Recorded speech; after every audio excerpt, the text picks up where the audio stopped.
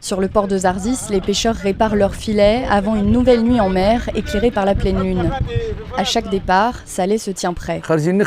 Quand on sort en mer, on peut tomber sur des migrants comme ça par hasard. Les pauvres, ils ne savent pas que 400 km en mer, ce n'est pas comme 400 km par la route.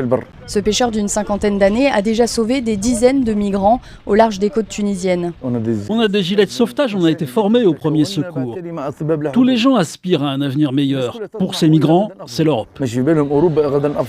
C'était le rêve de Mohamed, jeune Soudanais de 20 ans. Un rêve échoué le mois dernier au large de Zarzis. Il nous raconte cette nuit où vers 1h du matin, il a quitté la Libye avec 18 autres migrants, espérant rejoindre l'île de Lampedusa. On a embarqué sur un petit canot à moteur qui n'était pas en très bon état. Au bout de 12 heures en mer, le moteur est tombé en panne.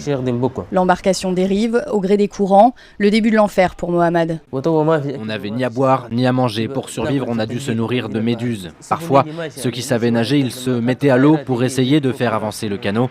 Il y avait bien des bateaux, des hélicoptères qui passaient près de nous, mais personne ne s'arrêtait. À ce moment-là, tu penses à la personne qui compte le plus pour toi. J'ai pensé à ma mère, le jour où elle apprendrait ma mort. Il est finalement secouru par un pêcheur tunisien après 8 jours en haute mer sur le canot en panne.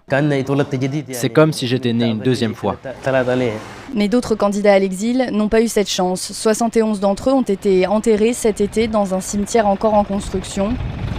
Sous les monticules de terre ocre, on devine des sacs mortuaires. Un numéro est inscrit sur chaque tombe, faute de nom.